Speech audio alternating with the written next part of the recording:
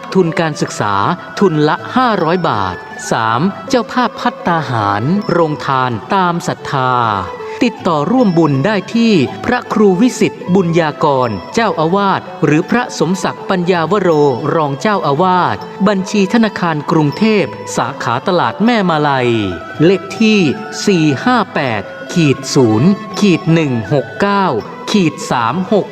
458-0-169-367 ชื่อบัญชีพระอธิการอินคำจิตตปุญโย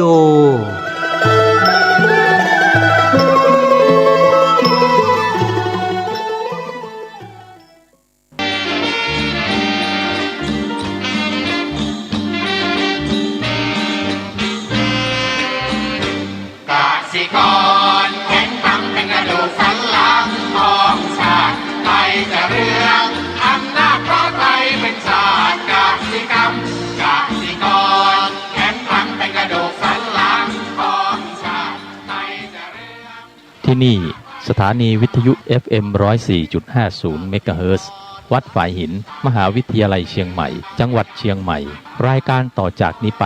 ขอเชิญท่านผู้ฟังทุกท่านเข้าสู่รายการดีมีคุณค่าน่าติดตามรายการเกษตรเพื่อชีวิตดำเนินรายการโดยกลุ่มรักเกษตรประสานงานโดยนายพิชัยคงพิทักษ์คณะเกษตรมหาวิทยาลัยเชียงใหม่หมายเลขโทรศัพท์053944030ขอเชิญทุกท่านติดตามรับฟังได้ณบัดนี้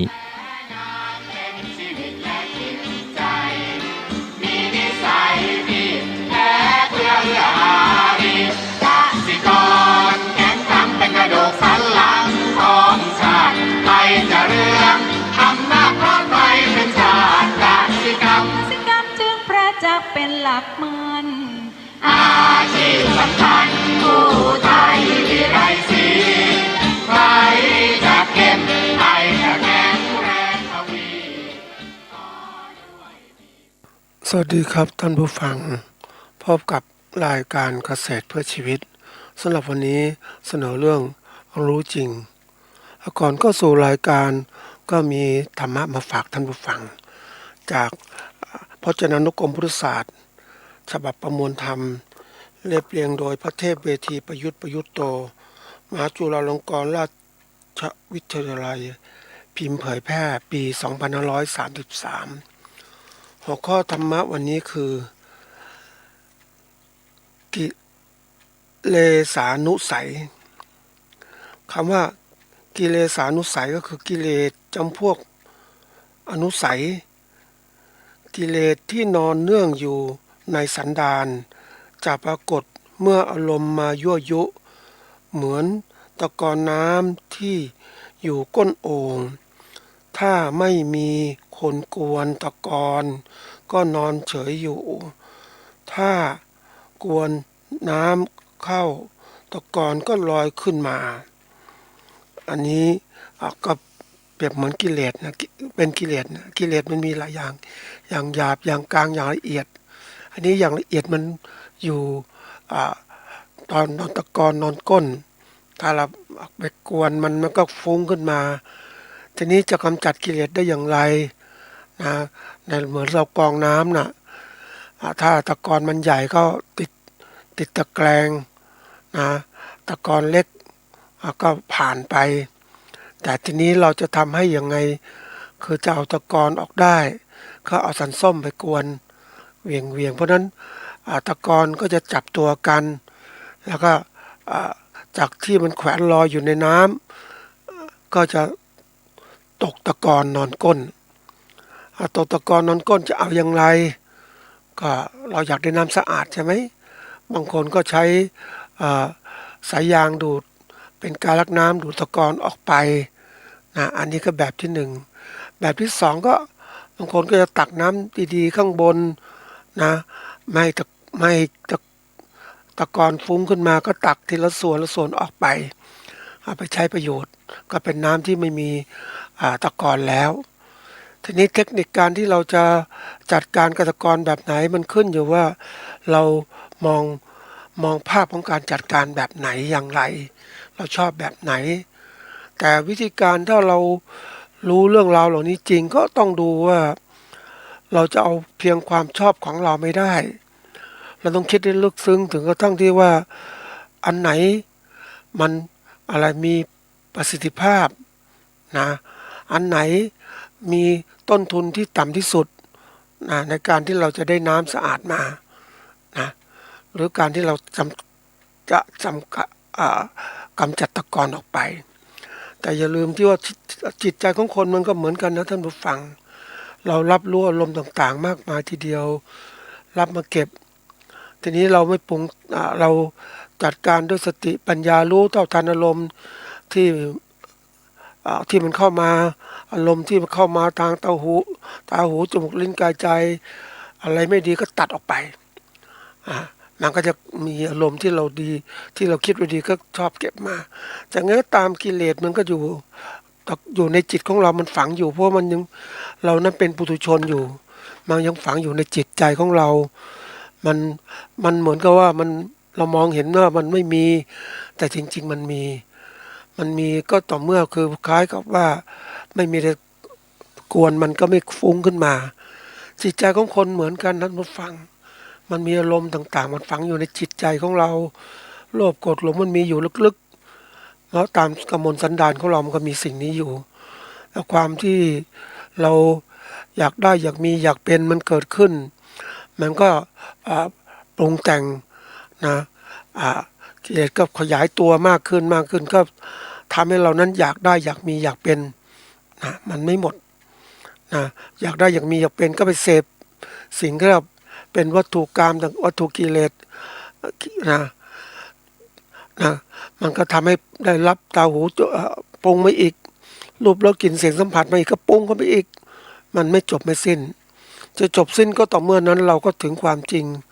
คือนิพพิทายานนะก็ต้องอาศัยวิปัสสนาถึงวิปัสสนาญาณนะญาณแห่งความรู้แจ้งเห็นจริงตามความเป็นจริง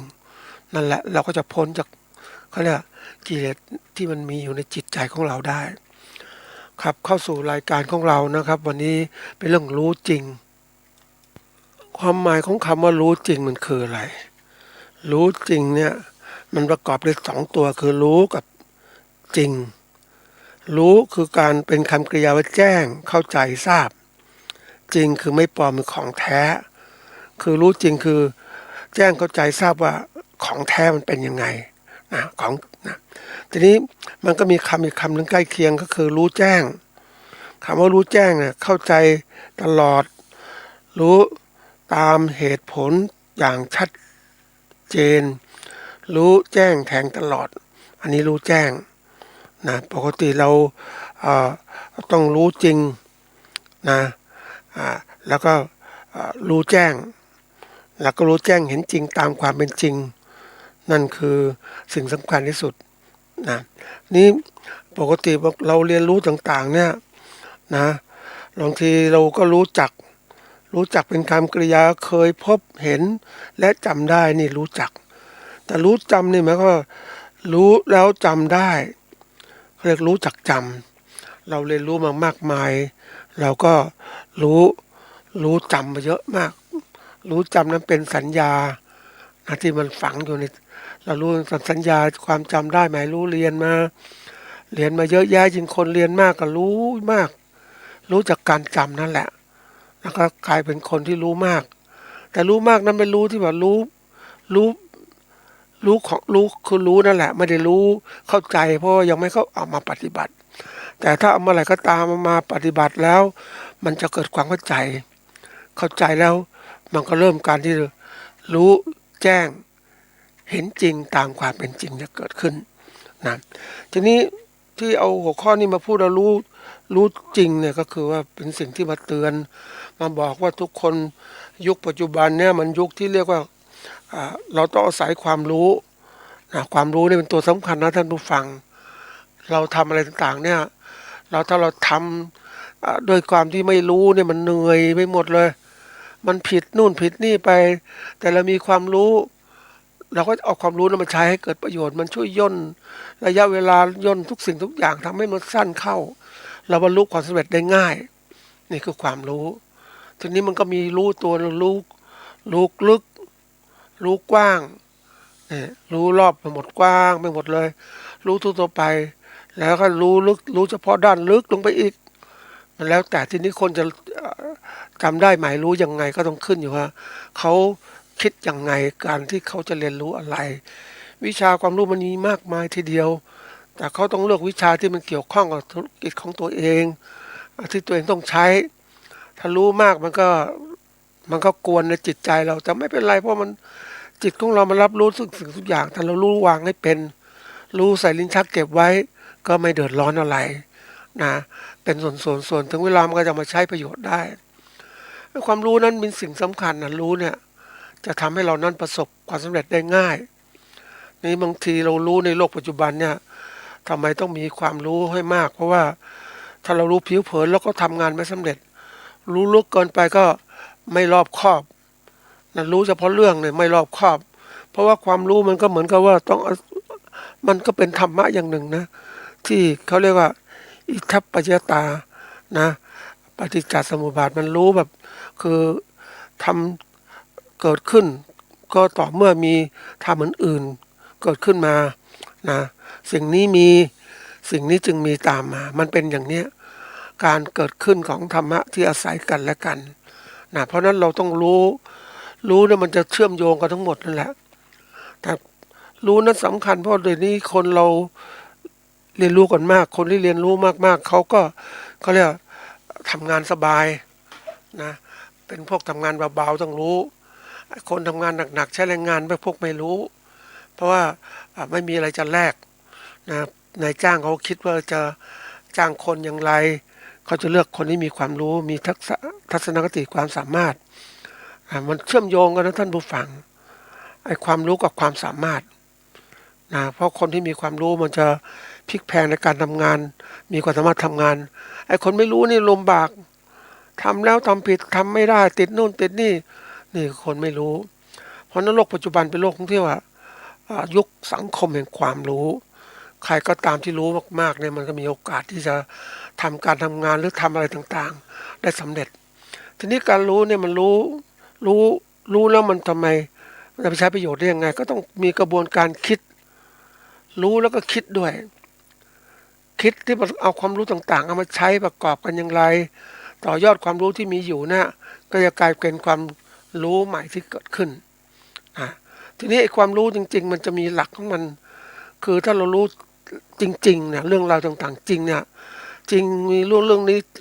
จริงรู้นั้นจริงมันต่อยอดได้เร็วมันก็ไปในทางที่ถูกต้องแต่ถ้ารู้ไม่ถูกเนี่ยมันรู้ไม่จริงเวลาไปต่อยอดก็หลงแล้วไม่สำเร็จละนะทำอะไรก็ไม่ได้เราจำเป็นในโลกปัจจุบันทั้งหมดจำเป็นต้องเรียนรู้ให้มันถึงของจริง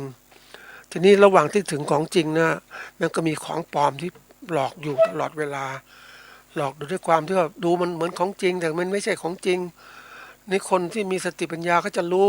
อันนี้ไหนจริงอันไหนไม่จริงก็จะแยกแยะมันเหมือนกับทองนะท่านผู้ฟังยิ่งไปดูภาพยนตร์เรื่องของการขุดทองที่แอฟริกาใต้ลึกไปในผืนโลกประมาณเกือบ2 กิโล2 ไมล์ลึกเข้าไปมากไปเจอสายแร่ทองก็ข้ามไปอีกใต้ดินต่างๆกว่าจะพบมันมีสายแร่ทองในธาตุที่มันอยู่ในนั้นก็เอาขึ้นมาแล้วก็มาค่อยที่จะแยกทองออกจากดินอักหินต่างๆนะก็หลังจากนั้นก็เอามา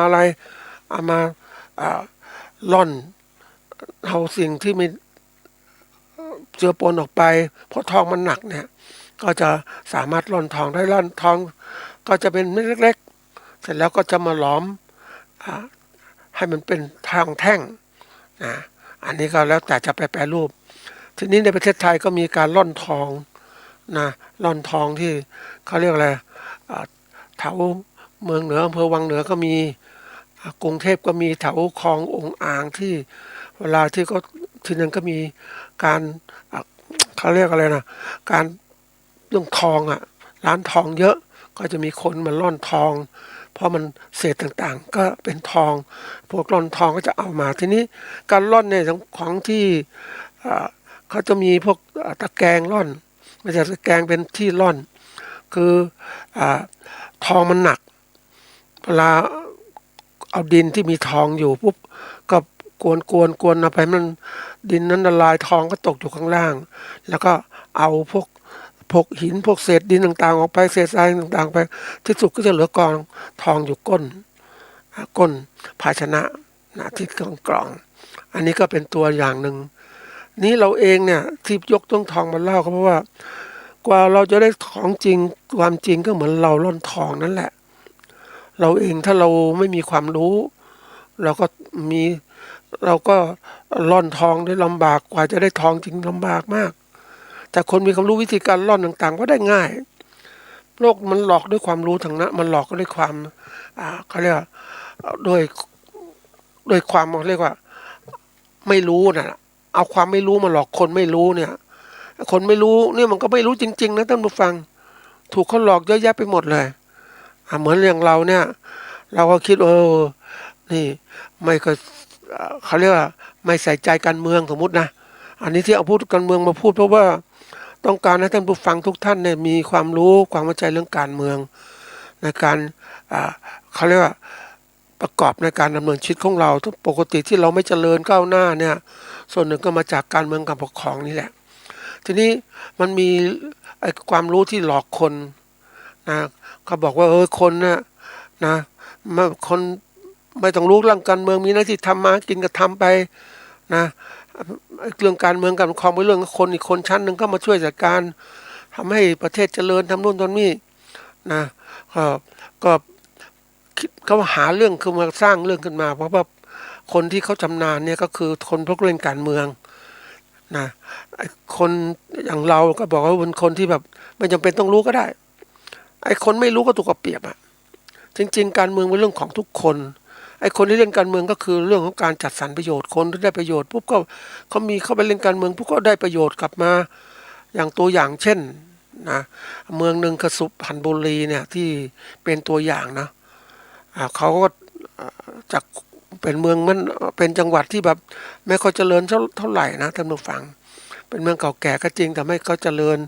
ถนนทางก็ไม่ดีแต่ทีนี้เขามีคนที่เป็นนายกรัฐมนตรีเกิดขึ้นมาเขาก็สร้างนะเอางบประมาณต่างๆทั้งหมดของประเทศที่เขามีส่วนในการบริหารก็ไปทุ่มจังหวัดสุพรรณบุรีเต็มไปหมดเลยถนนดีๆทั้งนั้นเลยยังยอมรับมันรวดเร็วจริงๆทีนี้เขามีอำนาจเขาก็ดึงทรัพยากรไปได้ไปเป็นของเขาเพราะเขารู้เนี่ยว่าการเมืองเป็นเรื่องจัดสรรประโยชน์คนที่ไม่รู้ก็ไม่รู้ไม่เล่นการเมืองไม่สนใจการเมืองแต่เขาได้ประโยชน์ปุ๊บ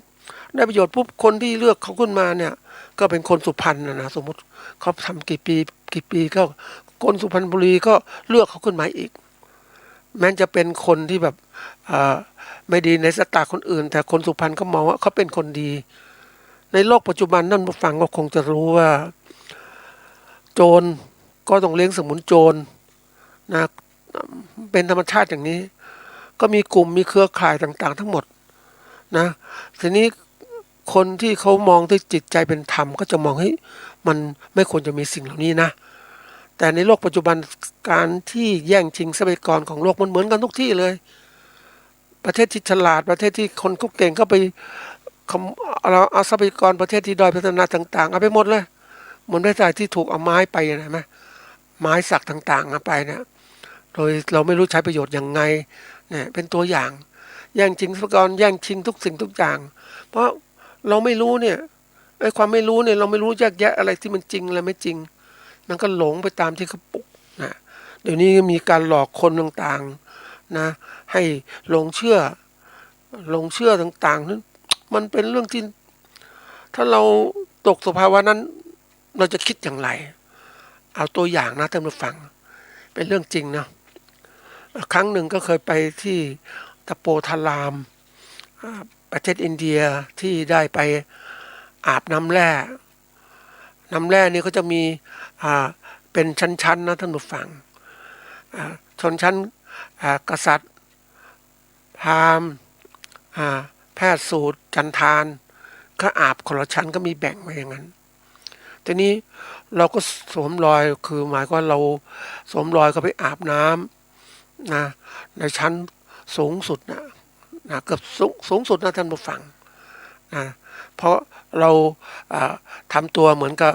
คนวรรณะสูงนั่นแหละนะ ก็เข้าไปกับคนอินเดียไปอาบน้ำนี่น้ำเนี่ยมันดีมากๆนะท่านผู้ฟังน้ำเป็นเหมือนกับว่าเป็นน้ำแร่นะน้ำแร่ที่แบบออกมาจากภูเขาแล้วมันอาบแล้วรู้สึกสบายมันเป็นน้ำที่ถ้าพูดถึงตามหลักของการวิเคราะห์น่าจะเป็นน้ำที่มีคุณค่าที่ดีความเป็นกรดเป็นด่างมันไม่มันดีมากๆท่านผู้ฟังอาบน้ำพวกเนี้ยแล้วรู้สึกสบายนะลองอาบโอ้เต็มที่เลยเราก็โอ้มันแปลกดีเหมือนกันน้ำแร่เนี่ยนะทีนี้เราก็เห็นกลับมาเห็นเดินออกมาปุ๊บอ้าวมาเห็นคนที่แต่ละชั้นอาบกันมีเขาแบ่งเป็นกลุ่มๆเนี่ยเราก็โอ้อาบแล้วสบายแล้วทีนี้มาเห็นชั้นล่างปุ๊บโอ้คนกลุ่มจันทานที่อาบข้างล่างโอ้โหมันอาบน้ำถึงสบายเลยนะทั้งที่น้ำเป็นน้ำที่เราเหมือนกับว่าเราอาบกันมาแล้วอ่ะมันผ่านเราอาบแล้วข้างล่างก็อาบต่อคือน้ำก็ดำนะท่านผู้ฟังเราเห็นมันโอ้โหมันสกปรกจริงๆแต่เขาอาบด้วยความสุขเขาไม่คิดอะไรเขาคงคิดว่าน้ำเนี่ยเป็นน้ำที่ดีนะเขายอมรับยังไงก็ตามก็ยังอาบได้แต่ความรู้สึกของเราเองเราก็มองเฮ้ยแม้มันไม่น่าอาบนะมันสกปรกจังเลยเพราะผ่านแต่ละชั้นมาแล้วเนี่ยไม่ควรจะมีไม่ควรจะรับน้ำจากนี้อีกแต่เขาก็คงคนวรรณจันทานก็คงว่ามันดีที่สุดแล้วเนี่ยที่เขาได้อาบมามันดีกว่าน้ำธรรมชาติในความรู้สึกของเขานะเขาคงคิดอย่างนั้นเขาจึงอาบแต่ความรู้สึกของเราก็บอกว่ามันไม่ดีมันไม่ควรจะอาบทีนี้การที่มองเรื่องหาความจริงมันก็คล้ายกันอย่างนี้แหละท่านผู้ฟังเราเองเนี่ยในการหาความจริงมันต้องแยกแยะนะความแท้ไม่ปลอมมันจะต้องแยกแยะออกมาทีนี้คนเราเนี่ยมันมีอคติในจิตใจตัวเองว่าอะไรจริงอะไรไม่จริงด้วยมันมีสืบทอดมาเรื่องของศาสนาเรื่องอะไรต่างๆเราเนี่ยทีนี้เราสืบทอดมาเรื่องของการที่ว่าเป็นนักวิทยาศาสตร์เราก็ถึงความจริงไม่ได้ใช่อย่างนั้นมันไม่ดีเนี่ยเราเห็นเนี่ยเพราะของจริงมันปรากฏอย่างนี้แต่เขาด้วยความที่เขามีความเชื่ออย่างนั้นเขาก็คิดว่ามันจริงอย่างเขาอย่างนั้นนี่เราจะมันจะแยกแยะอย่างไรอันไหนจริงอันไหนปลอมมันก็ต้องแยกแยะด้วยอะไรด้วยสติปัญญาของคนนะยิ่งเราถ้าเรามีความรู้ที่มากขึ้นเฮ้ยน้ำมันดีไม่ดียังไงไม่ใช่อาศัยความเชื่อว่าน้ำที่นี่ต้องดีทั้งหมดเหมือนช่วงหนึ่งนะท่านผู้ฟังมันก็น่าสงสารนะบางคนดื่ม EM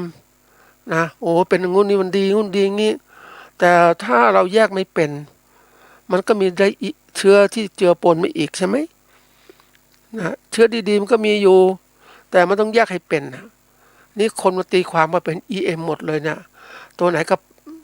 เชื้อไม่ดีก็เป็น EM effective microorganism ที่เป็นจุลินทรีย์ที่มีประสิทธิภาพสูงช่วยทำให้ร่างกายดีต่างๆก็ยุคหนึ่งก็มีการนิยมกันอย่างนั้นนะท่านผู้ฟังแต่เราในฐานะที่เราเฮ้ยมันต้องดูนะดูมันจริงไหมมันไม่ใช่มันต้องศึกษาถ้าเอามาเลี้ยงเชื้อมันเพาะเชื้อก็จะเห็นเชื้อต่างๆมหาศาลแต่การที่คนไม่เห็นเนี่ยก็คิดว่ามันจริงตามนั้นนะมันก็หลงเชื่อไปนี่เนี่ยน่ากลัวนะท่านผู้ฟังที่ยกตัวอย่างนี่คือหมายความว่าเอามาเล่าถึงความจริง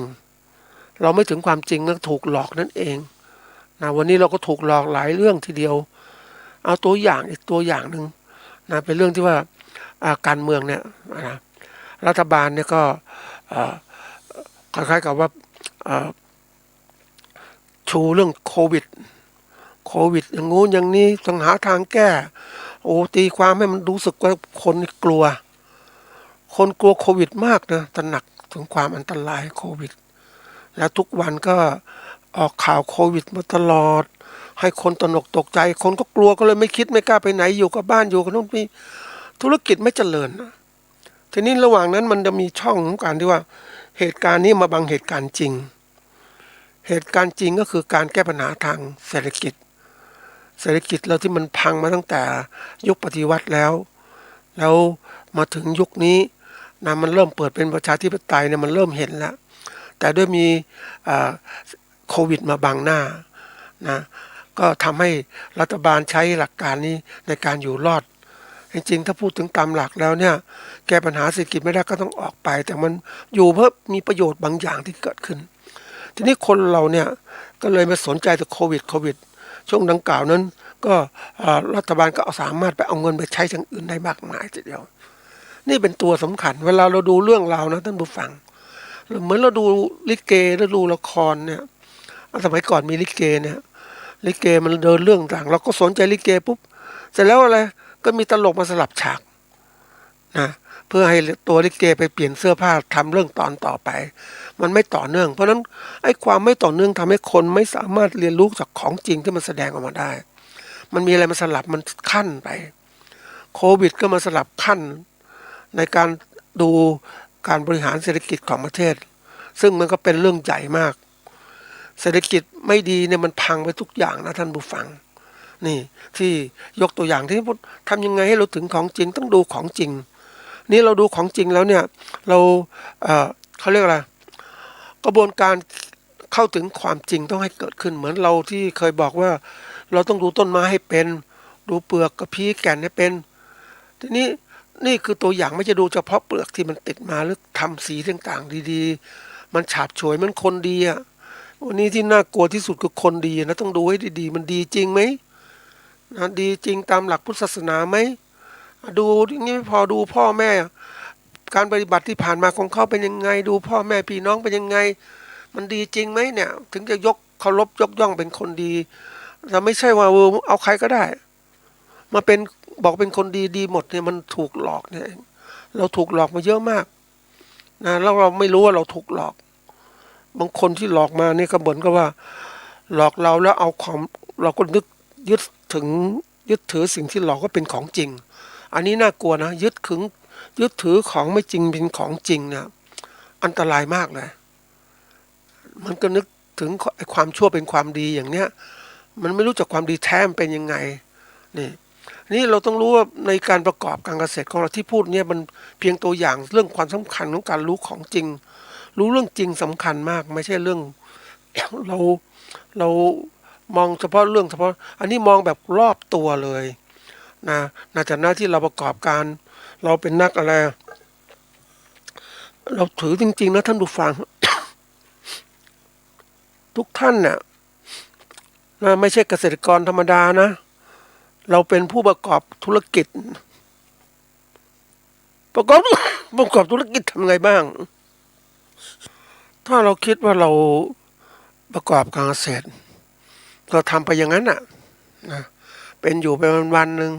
เพราะเราไม่มีอาชีพอะไรแต่ถ้าเราคิดถึงธุรกิจว่าการเกษตรนั้นเป็นธุรกิจเป็นการประกอบการที่ทำกำไรเราก็จะให้ความสำคัญต่อการประกอบการนั้นมากนี่การเกษตรจริงๆเนี่ยมันไม่ใช่แค่เรื่องเหล่านี้นะเรื่องธรรมดามันเรื่องสำคัญมันประกอบด้วยปัจจัยต่างๆทุกปัจจัยที่เกี่ยวข้องกับการผลิตและการตลาด มันต้องรู้ทั้งหมดนะแล้วก็สิ่งแวดล้อมที่เกี่ยวข้องทั้งหมดเลยเราต้องรู้จริงถึงเรื่องราวที่เกี่ยวข้องไม่จะคิดเฉพาะเรื่องของว่าทำเรื่องใหญ่ให้เป็นเรื่องเล็กอย่างเนี้ยทั้งที่มันเรื่องจริงๆมันเรื่องใหญ่อะแต่เราให้ความสำคัญนิดเดียวแล้วจะแก้ปัญหาอย่างไรเหมือนที่ผ่านมาเนี่ยการเกษตรแล้วไม่เจริญก้าวหน้าก็เพราะเราก็คิดอยู่แค่นี้ว่าทำไปให้พอมีพอกินพออยู่พอใช้ไม่ได้คิดว่าจะต้องเก็บอะไรไปมากมายเพราะว่าเราก็ลูกหลานก็เดี๋ยวเรียนหนังสืออะไรต่างๆไม่ได้คิดอะไรแต่วันนี้มันไม่ใช่ละ วันนี้มันสำคัญเราต้องมีรายได้นะได้เงินขึ้นมามากเพื่อจะส่งลูกส่งหลานเรียนหนังสือให้สูงขึ้นแล้วก็มาช่วยในการประกอบอาชีพของพ่อแม่ให้มันมีกำไรมากขึ้นนี่คือการเริ่มคิดสังคมมันบีบบังคับให้คิดให้เป็นอย่างนี้ เราไม่คิดไม่ได้ละเราไม่ถึงความจริงก็ไม่ได้ละเราต้องคิดให้ถึงความจริงว่าโลกมันเปลี่ยนแปลงอย่างนี้อย่างนะเราต้องแก้ปัญหาอย่างไรในการปรับตัวอย่างไรนั่นเป็นสิ่งสำคัญที่สุดเราเองนะต้องคิดให้ใหญ่โตไม่ใช่คิดเล็กๆคิดเล็กก็ทำเล็กๆก็ไม่เห็นว่ามันไม่ได้ท่านผู้ฟังเพราะเราประกอบการเนี่ยมันเหมือนกับนักธุรกิจที่เขาประกอบอาชีพเป็นนักธุรกิจอะพวกเล่นหุ้นพวก พวกเจ้าของบริษัทพวก หลายๆตัวอย่างเยอะแยะนะท่านผู้ฟังที่เขาประกอบธุรกิจของเขาก็ร่ำรวยจนประสบความสำเร็จต่างๆเขาเอาจริงเอาจังในการประกอบการเขาศึกษาปัจจัยที่เกี่ยวข้องทุกเรื่องแล้วเข้าไปจัดการมันถึงจะสำเร็จเขาก็ร่ำรวยกันมหาศาลทีเดียวแล้วยิ่งเป็นอย่างนี้กลุ่มหนึ่งที่เขาพัฒนาคนกลุ่มหนึ่งเขาร่ำรวยนะอีกคนกลุ่มหนึ่งก็อยู่ถูกอะไรแนวคิดของการที่ว่าเอาอย่างธรรมดาพอไม่ต้องคิดอะไรมากนะมันไปกันไม่ได้ท่านผู้ฟัง ไปกันไม่ได้อย่างไรเพราะอยู่ในโลกมันโลกส่วนหนึ่งคือนักธุรกิจเนี่ยเขาก็เป็นพวกที่ว่าแสวงหาประโยชน์เอากำไรมากที่สุดกำไรมาจากอะไรมาจากทรัพยากรที่เขามีอยู่เขาไปแย่งทรัพยากรอื่นมาได้มากเขาก็รวยมากใช่ไหมแต่คนกลุ่มหนึ่งที่คิดแบบธรรมดาไม่คิดอะไรอยู่เนี่ยก็ถูกคนอื่นพวกเนี้ยเขามาแย่งสิ่งทรัพยากรไปหมดนะที่สุดตัวเองก็จะยากจนลำบาก เพราะว่ามันอยู่ในโลกที่ว่าไอ้คนลุกกับคนรับ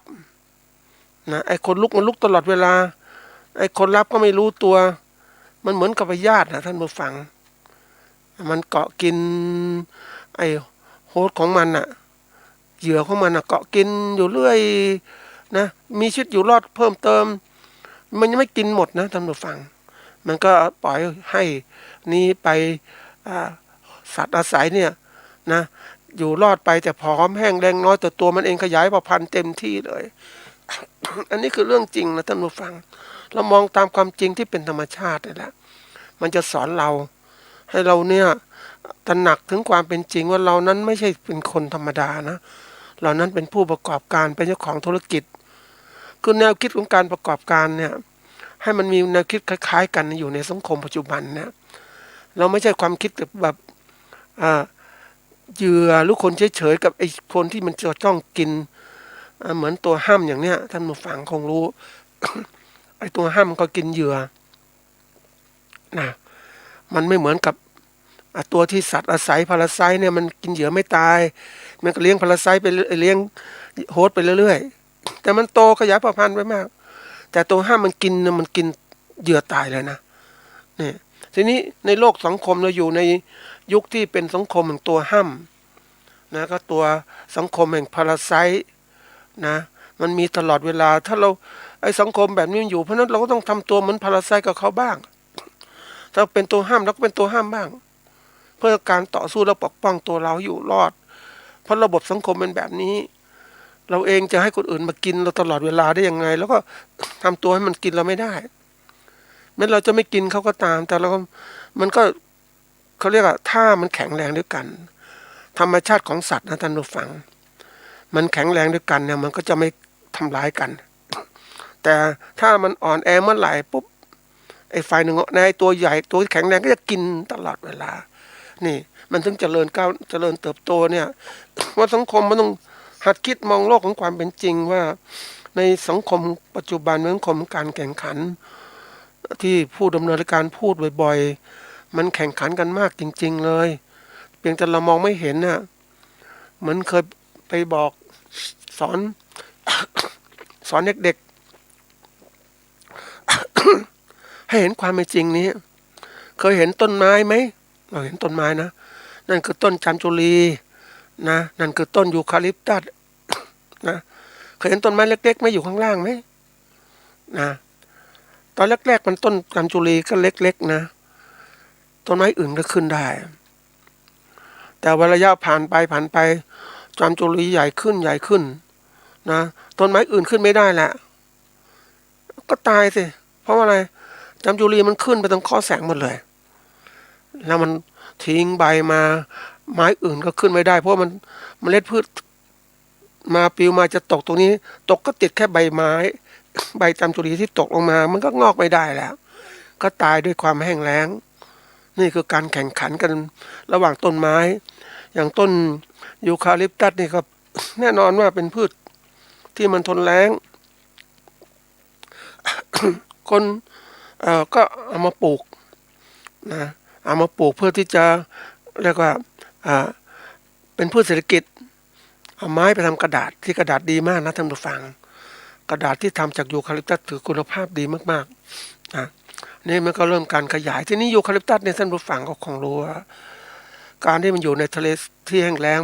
มันอยู่รอดได้เพราะว่ามันต้อง รากลึกทั้งรากแก้วรากฝอยลึกมากเลยมันถึงสามารถหาน้ำแย่งอาหารคนอื่นได้หมดเลยนานไปพูดข้างๆที่อยู่ข้างเคียงก็อยู่ไม่ได้ บางคนบอกอยู่ได้บางคนมาปลูกเนี่ยยูคาลิปตัสอยู่คันนาข้าวนะแล้วก็ปลูกข้าวได้มันอยู่กันได้เขาว่าอย่างนั้นมันพึ่งพาอาศัยกันแต่ท่านผู้ฟังเชื่อไหมว่าการเจริญโตของข้าวมันก็ไม่ดีเพราะลมเงายูคาลิปตัสมันบังอยู่มันหากินคนละชั้นก็จริงคนละระดับรากมันต้นรากข้าวมันตื้นน่ะแต่ยายูคาลิปตัสมันลึก นี่คือเห็นบอกของการแข่งขันเรามองเห็นพืชเราแล้วก็เห็นการแข่งขัน ก็บอกเหมือนกับเปรียบเทียบให้คนได้รู้ว่าทุกอย่างมันแย่งชิงกันนะมันทรัพยากรมนุษย์ก็เช่นกันแต่สอนเด็กไปเด็กก็บอกมันเรื่องของมันน่ะเรื่องของพืชก็เรื่องพืชไม่เห็นสำคัญอะไรเลยแต่ที่ยกตัวอย่างเล่าเนี่ยว่าเพราะให้เห็นว่า มันแข่งขันกันนะมนุษย์นี่แข่งขันจริงๆนะท่านผู้ฟังยิ่งปัจจุบันเขาบอกมันเกิดมนุษย์มีมาก 8,000 กว่าล้าน 7,000 กว่าล้านคนแล้วเนี่ยนะก็แย่งชิงกันมากมายทีเดียวนะก็น่ากลัวว่าเขาบอกถ้า10,000 ล้านเมื่อไหร่ปุ๊บเนี่ยทรัพยากรของประเทศของโลกก็จะเสียหายไปมากมายแล้วก็แย่งชิงกันโลกก็จะเกิดภัยพิบัติที่เกิดขึ้น อย่างที่ปัจจุบันนั้นเราเห็นนะว่าโลกร้อนขึ้นแน่นอนแต่คนก็ไม่ได้สนใจเห็นมันร้อนทีละน้อยไม่เป็นไรนะไม่เคยใส่ใจไม่สนใจกับสิ่งต่างๆ ที่มันเป็นไปแต่ตัวนี่มันบอกเหมือนกับว่าค่อยๆเป็นไปนั่นแหละท่านผู้ฟังแต่ถ้ามันเกิดรุนแรงเกิดขึ้นเมื่อไหร่ปุ๊บตายทันทีวันนี้ยอมรับว่าโลกร้อนเพราะ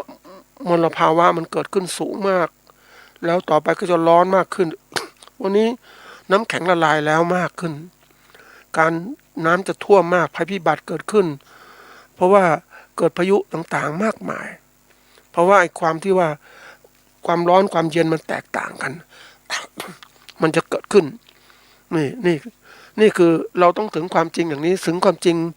มองความจริงให้เป็นและถึงความจริงข้างหน้าด้วยเหตุผลทางวิทยาศาสตร์เราต้องเตรียมการไว้ไม่ใช่ว่าเฮ้ยมันไม่เป็นไรยังไม่ถึงเราอันนี้คือการมอง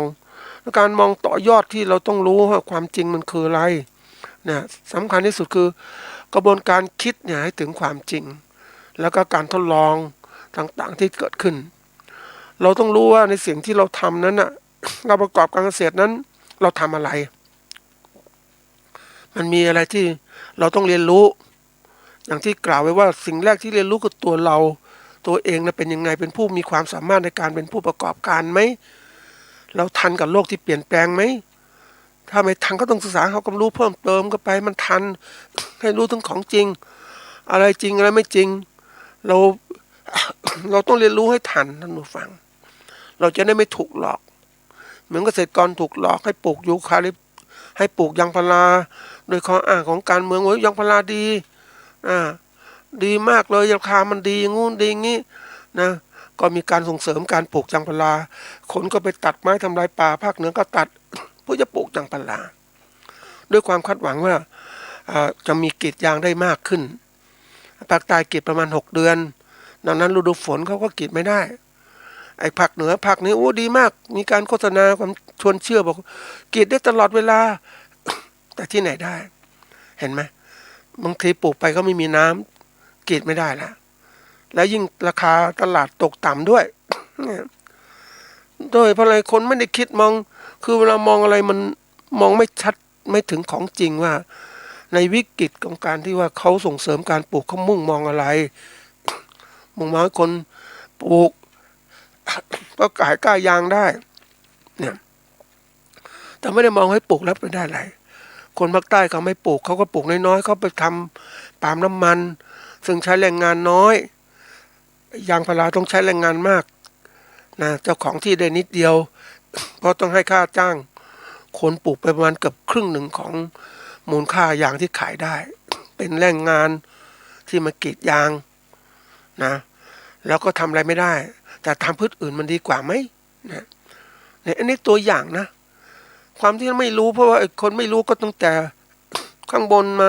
รัฐบาลก็มาเรื่อยๆกันมาเป็นเขาเรียกให้ความรู้เป็นระบบว่าปลูกยางดีนะทั้งที่ต้องเรียนรู้ว่าเฮ้ยมันจะดีแบบไหนดีอย่างไรตลาดดีไหมข้างหน้าตลาดเขาเปลี่ยนแล้ว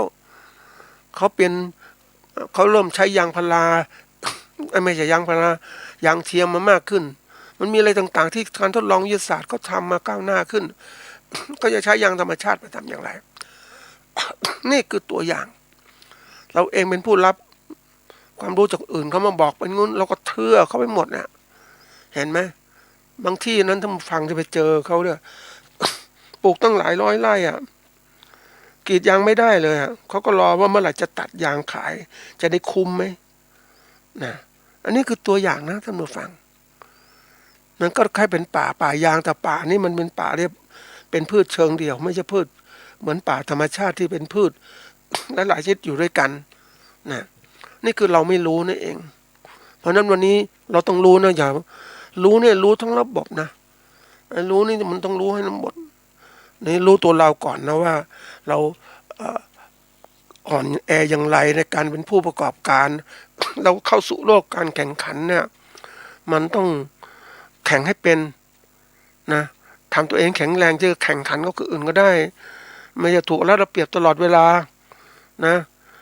บางคนก็หลอกทำนี่สิปลูกข้าวโพดสิ เนี่ยลงทุนง่ายๆไปเห็นเกษตรกรนั้นมาฟังข้าวโพดเขาดีมากนะ โอ้ทำข้าวโพดเนี่ยนะง่ายเดี๋ยวเราก็ไปเผาป่าสักหน่อยได้พื้นที่ว่างแล้วก็ปลูกข้าวโพดปุ๊บฝนตกปลูกข้าวโพดหยอดๆไปก็ขึ้นแล้วข้าวโพดมันโตเร็วนะท่านผู้ฟังเขาไปปุ๊บเขาเก็บข้าวโพดลงมาขายพอละไอ้พื้นที่นั้นก็ปล่อยไปเดี๋ยวต้นไม้วัชพืชขึ้นมาปุ๊บ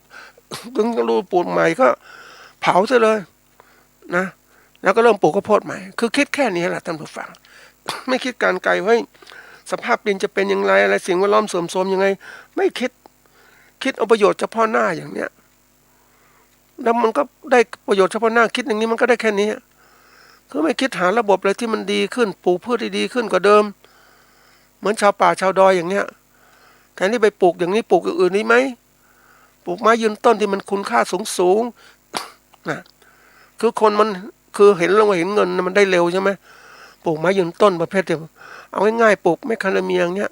ต้องรอหลายปี4-5 ปีถึงให้ผลผลิตแต่เราต้องกินน่ะ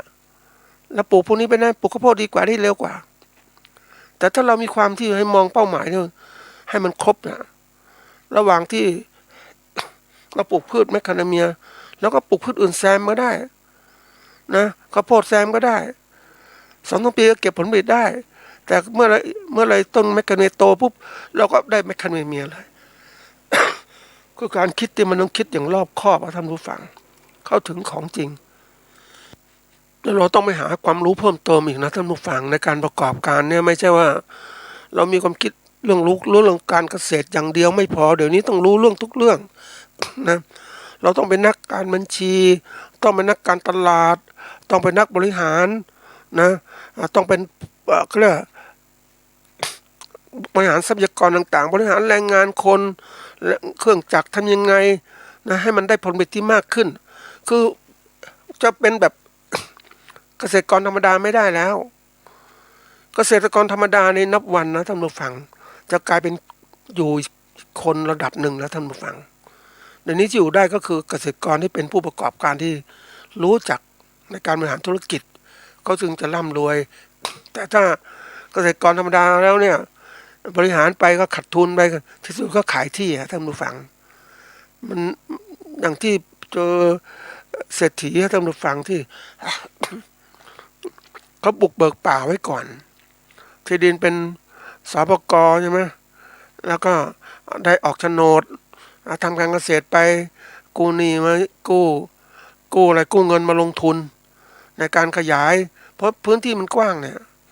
ขยายธุรกิจขยายการปลูกพืช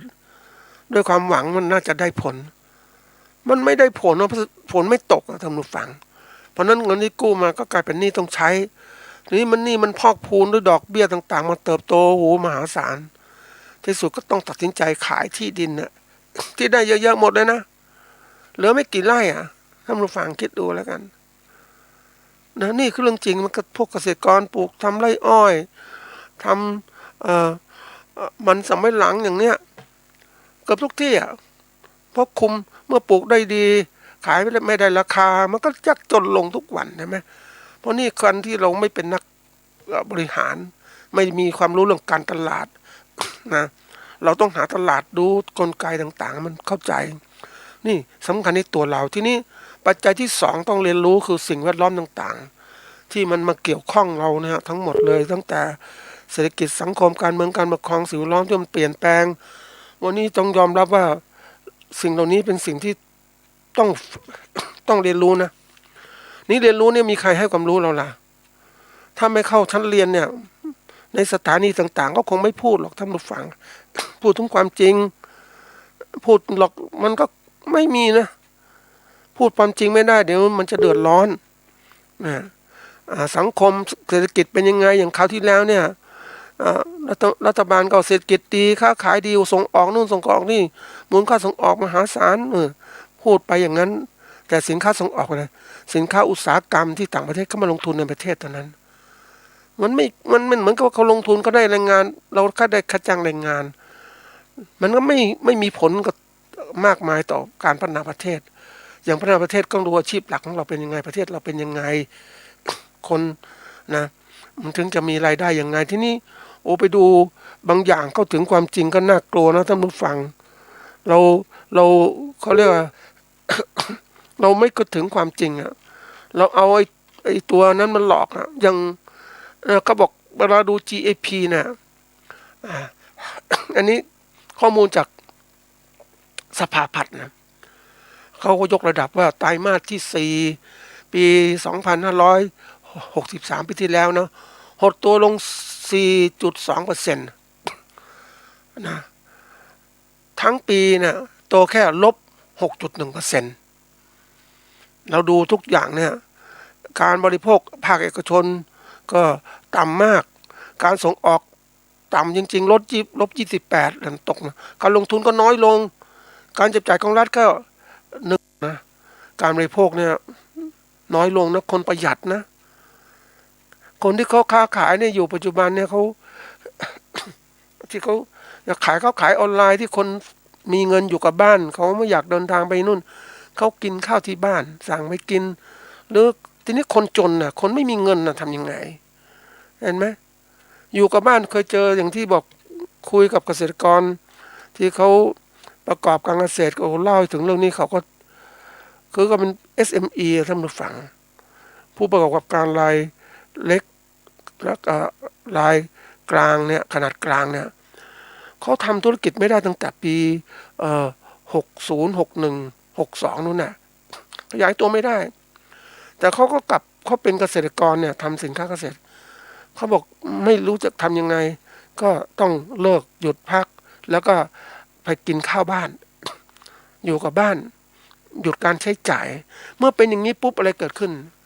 เราเป็นเกษตรก็มองเฮ้ยมันภาพรวมการเกษตรของเราจะลำบากแล้วไม่ค่อยมีการค้าขายไม่มีคนบริโภคคนก็แน่นอนคนไม่มีเงินเนี่ยอุตสาหกรรมต่างๆมันก็ล้มไปหลายตัวนะเพราะนั้นอันนี้น่าพิจารณาว่ามันจะทำอย่างไรนี่คือการที่เราต้องรู้จริงนะรู้จริงตัวนี้ก่อนเรื่องของเศรษฐกิจเนี่ยมันมีอะไรที่น่าสนใจหลายตัวจริงๆแต่ว่าพบกันในชั่วโมงหน้าต่อไปครับ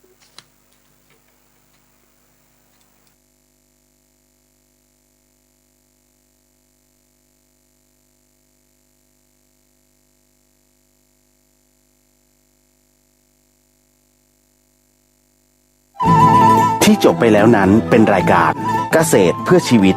ดำเนินรายการโดยอาจารย์พิชัยคงพิทักษ์